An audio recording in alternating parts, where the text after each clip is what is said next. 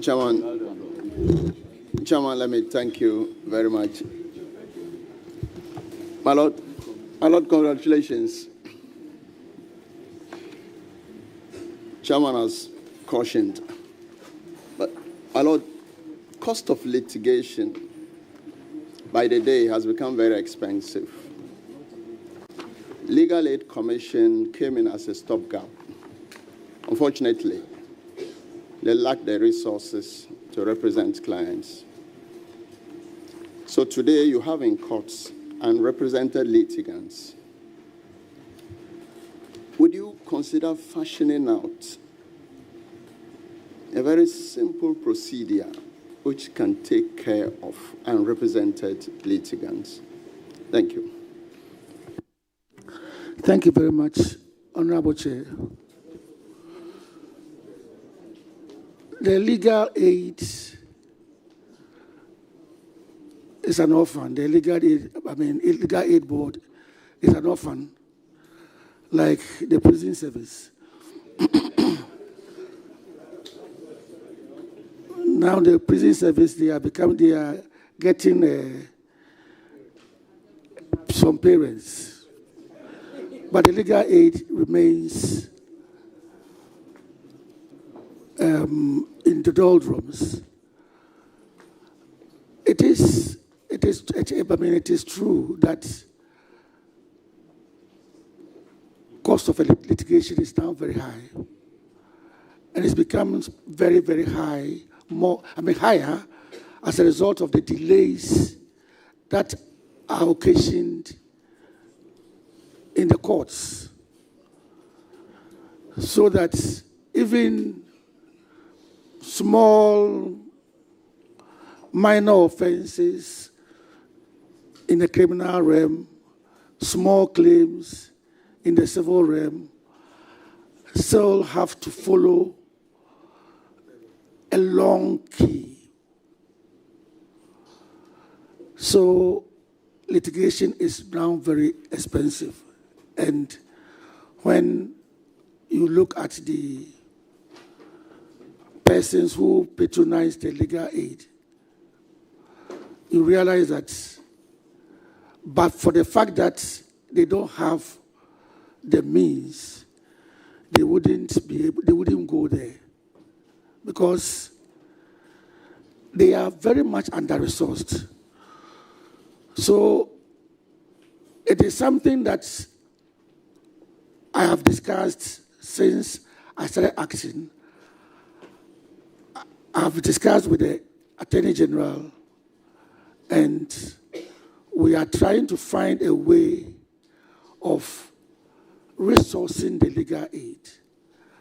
As a matter of fact, with time, in the long term, we are thinking of even mobile courts, which will be able to take care of some of these things. We are thinking of,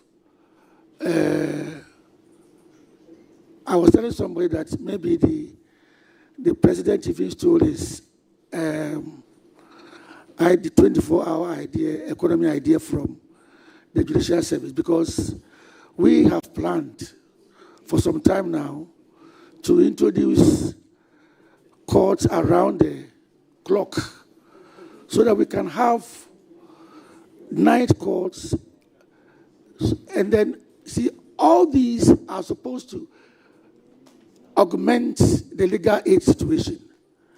If there are courts around to take care of cases, definitely the cost of litigation will go down. So apart from asking for more resources, which I have discussed with the Attorney General, we are thinking so much about other things like having night courts, weekend courts. Already we have weekend courts to take care of electricity and other things. So once we do that, we hope that, and then to cap it all, the ADR, ADR is something, an avenue that we want to highlight. Already we have court-connected ADRs, and then we have set aside weeks every 1 week in every term to have ADR sensitization. But people are still not sensitized enough to resort to ADR in some of their claims. So we have a combination of plans to get rid of, to restore the legal aid and also reduce the cost of litigation. Thank you. Thank you very much. I recognize a supplementary question from Honorable Mahama Yarega, the leader of the House. You have the floor. Thank you. So, my Lord, do you have your commitment that your court will now say 24 hours when you become Chief Justice? Judiciary at 24 hours. I said we are exploring. Already we have. No, we have. We want to pin you down to a specific commitment to this committee that the courts will explore and will sit 24 hours and provide opportunities to citizens to pursue justice 24 hours. Well, it is possible, but for now, we have some courts that have morning shifts and afternoon shifts. At least for now, we have that one. And we have some courts that sit over the weekends. So it is now left to us to, so we can say we have a 16-hour economy. It's now left to, with time, maybe we will get to a 24-hour. I'm certain the president stole his ideas from us. Honorable Shaibu, do you have any further question or follow-up on this question? Thank you, Chairman. A further question, not a follow-up. Yeah. Very well. That is your question number 2. My Lord, let's still stay within justice delivery. A very important aspect of how we live. Cases on appeal. Previously, if you're up country, Bolga, Wa, Tamale, you would have to travel to Accra for Court of Appeal cases. I note that there was a system in place that cases were heard in Ho, Kumasi, Tamale, and Cape Coast. This, for some time now, has not been working, or it has been suspended. Would you consider that Accra is not Ghana, and that many regions still will have to travel to Accra to the Court of Appeal? Would you consider reinstating and possibly expanding that service to all regions of this country? Thank you.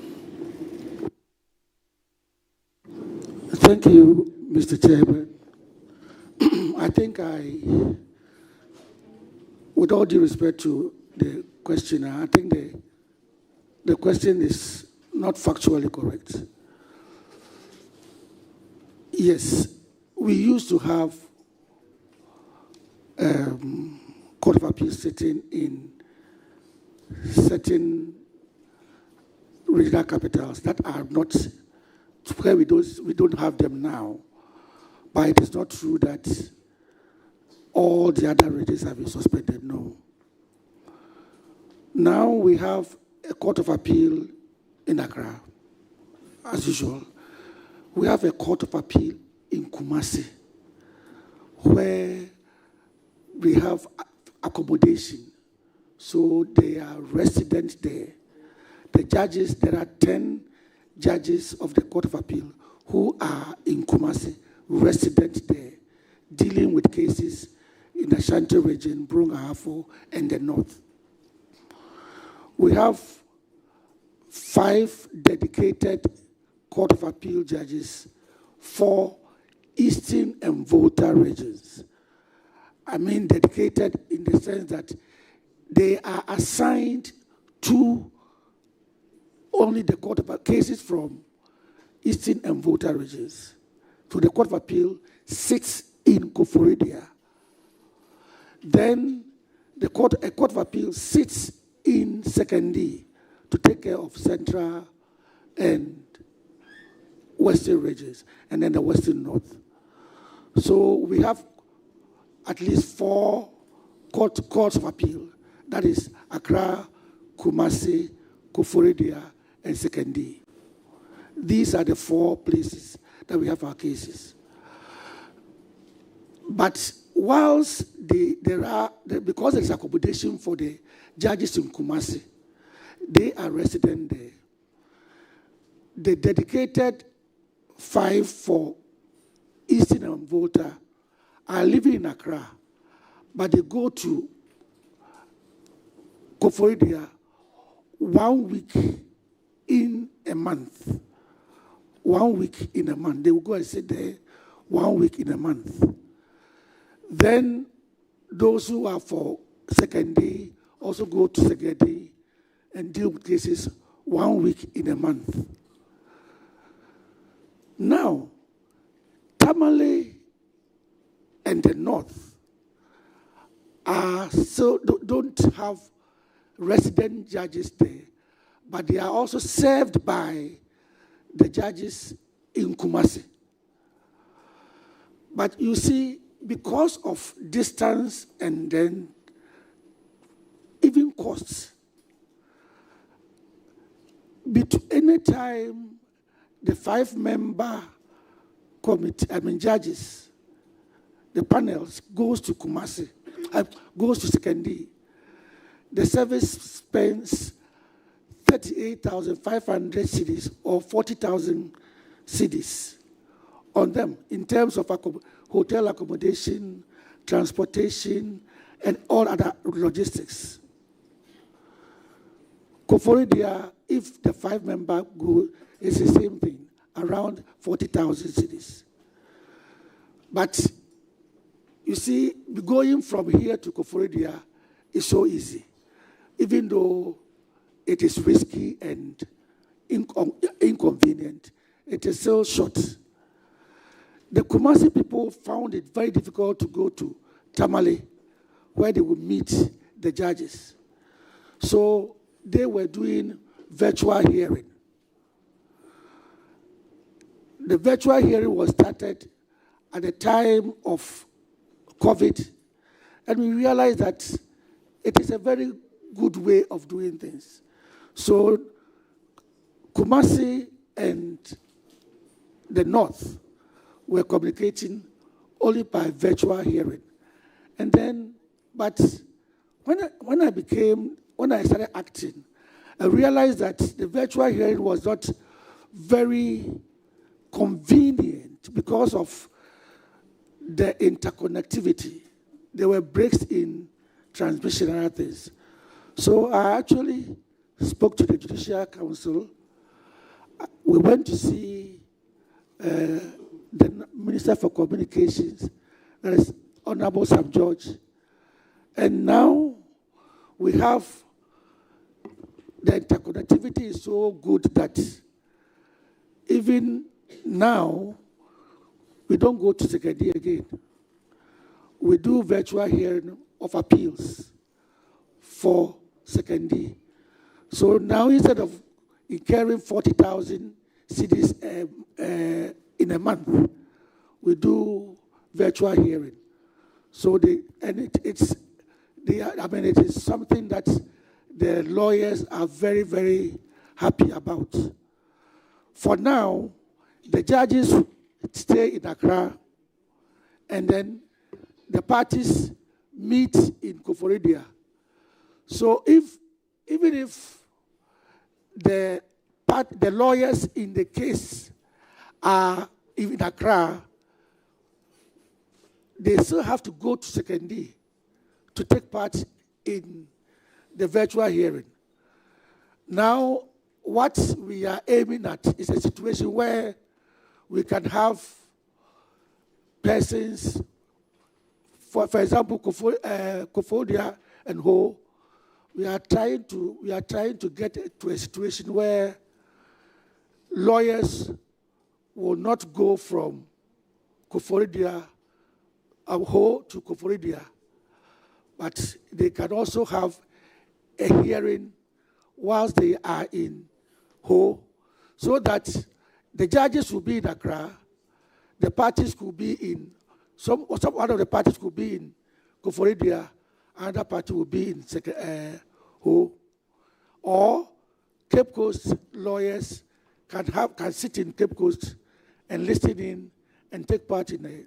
That is a long-term project, but for now, the regional capitals are taken care of by way of virtual hearing.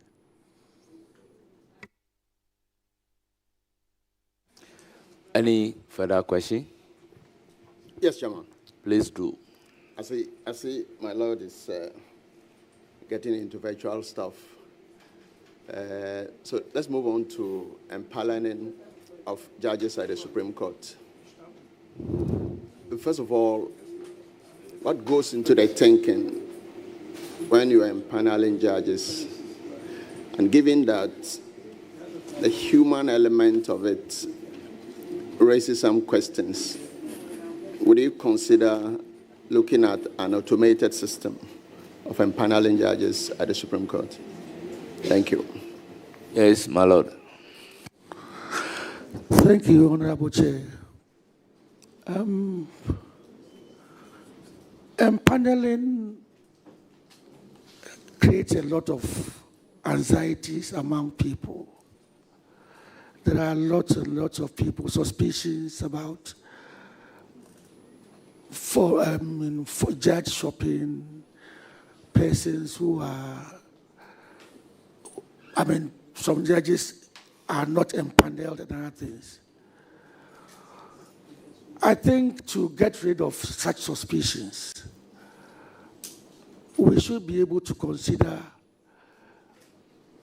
AI to do that.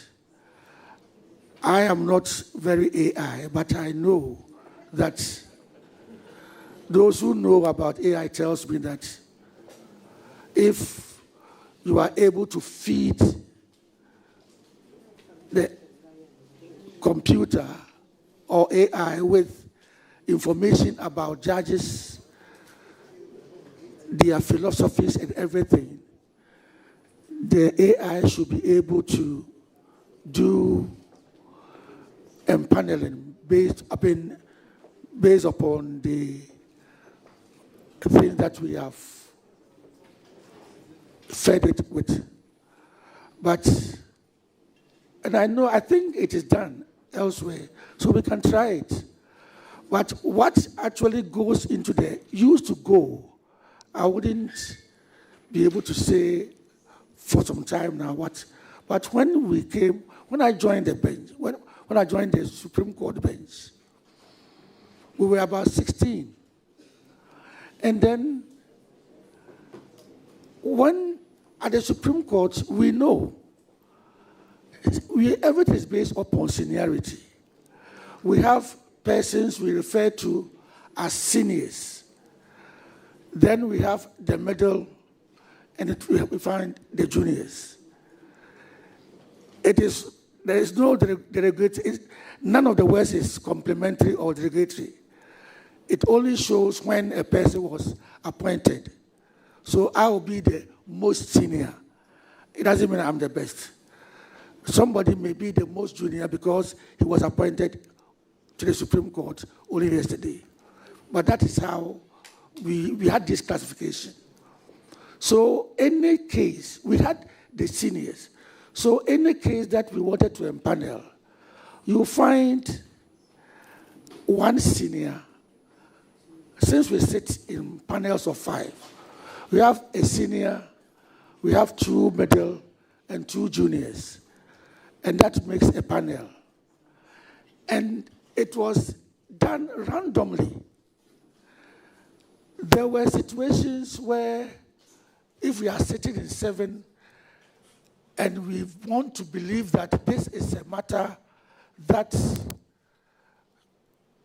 we should get the seniors to sit on, then it is that can also be done. I remember in the 2013 election petition, the empaneling was done in such a way that the Chief Justice opted not to sit on it. Justice Datiba had only 4 months to go on retirement. And since we were not too sure how long the whole trial was going to take, he opted out. Then it was number 1, number 2, number 3, number 2, up to number 9. So it wasn't like somebody had been handpicked from somewhere because of this particular reason or the other to do it. So empaneling is normally done randomly, or it follows certain patterns. But because of the anxiety it creates among people, the suspicions, or people feel it's not transparent, I think we should be able to consider AI empaneling. But in our part of the world where a person can decide not to sit just about 2 or 3 hours at a time because the wife is being taken to the hospital or the father has just died, it means AI will find it difficult to replace such a person. Maybe AI should be told that, okay, instead of 5, set aside 6. So when somebody opts out, you can bring the 6th person in. So AI will be a very good thing for empaneling. Thank you very much. Yes, Honorable Shaibu, your very last question. Yeah, exceedingly grateful. Exceedingly grateful. I see my Lord has veered into AI. Can we apply AI again or any other method? Backlog of cases and then delays. What concrete steps and time-bound steps would you want to employ to deal with backlog of cases that are hanging and speedy trials? Thank you. Thank you, Honorable Chair. I think to tackle the backlog, to find a way of clearing the backlog, we must first identify what causes the backlog and then the delays. In the first place, litigation, courtroom litigation the volume has increased, whether we like it or not. Now, people litigate practically over everything. In the years gone by, I'm sure if you took my picture and you displayed it in your newspaper, and so I'll be very, very happy if somebody came and said, Daddy, I saw your picture somewhere. I mean, I will see it as even you promoting me. But I'm certain that if you displayed my picture in your anywhere else, maybe even in your house, and without my permission, I will sue you. So now people sue practically over everything. Intellectual property and everything. So the courts are inundated. That is number one. We've tried to solve that problem by opening more courts. But the more courts that are opened, the more the litigation comes up. Some time ago, we had courts up to Medina. From Medina, you could only go to another court on the mountains. Then we realized that we have to have a court at Adenta to take care of that enclave.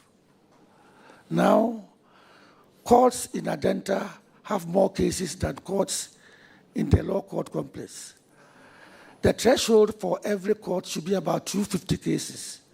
At the last count, the High Court 1 in Adenta had 849 cases for one court. So the cases are many. There are more cases. So it doesn't matter how hard you work. You find you deal with one case and 2 more cases are added. Then we have situations which I will refer to as, institutional.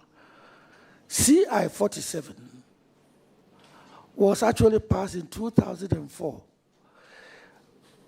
Those of us who were practicing using the older version of the rules, that was LN 140A of 1948 or 1950, 1960, 1954.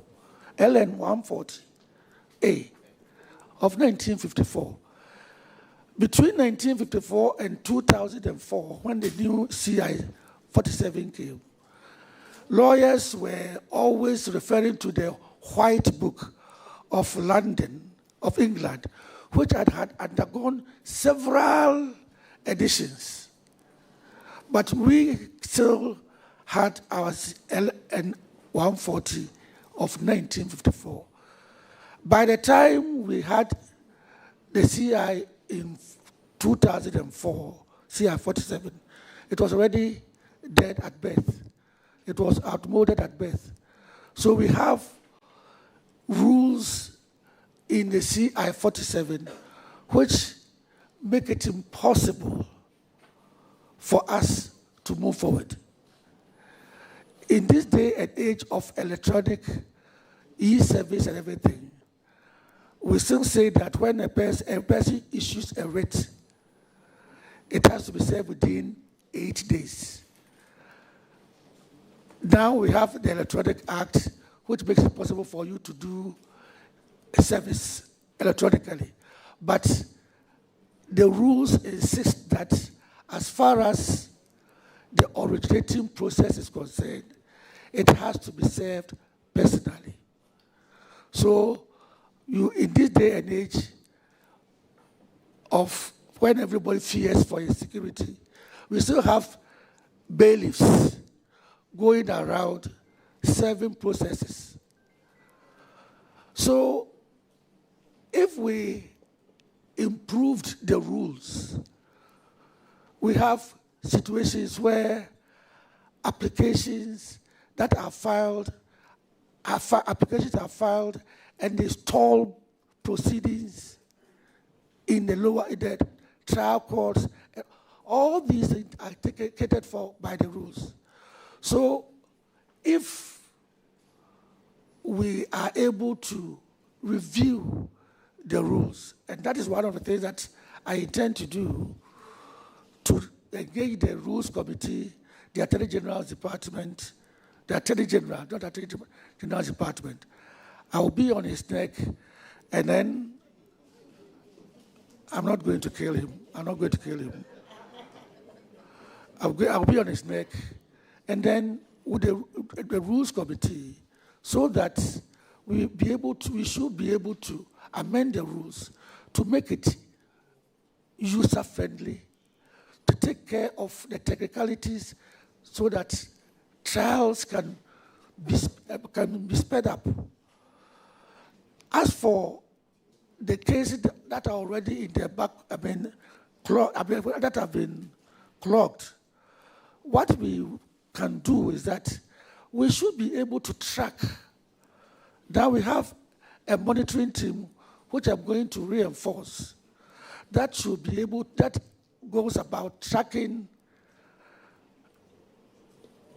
backlog cases that are locked up, and then we will see what we should be able to do about it.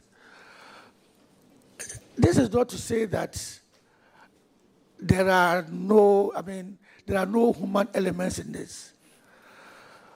Lawyers play all kinds of games to have cases delayed. They play all kinds of games to have cases adjourned. I remember when I was appointed a Supreme Court judge, and we were attached to the American Supreme Court.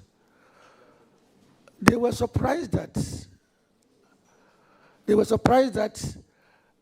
we could grant adjournments on the ground of somebody's wife. And because a lawyer says, my wife is being taken to the hospital.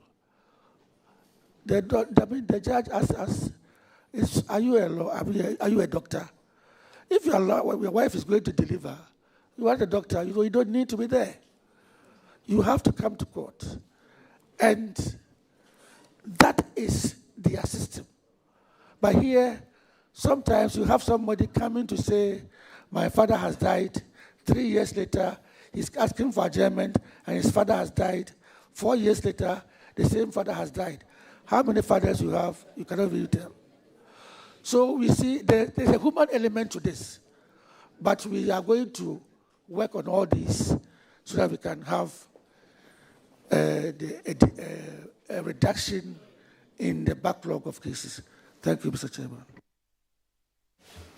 Thank you so much, my Lord, the Acting Chief Justice, and the nominee before us. We have 6 more members to ask you a question. Therefore, we will plead that the brevity rules that apply to members would apply to you, mutatis mutandis. So I will call on Honorable Haji Aladi to ask you a question. Thank you, Chairman. Chairman, let me take the opportunity to congratulate my brother on his being nominated. From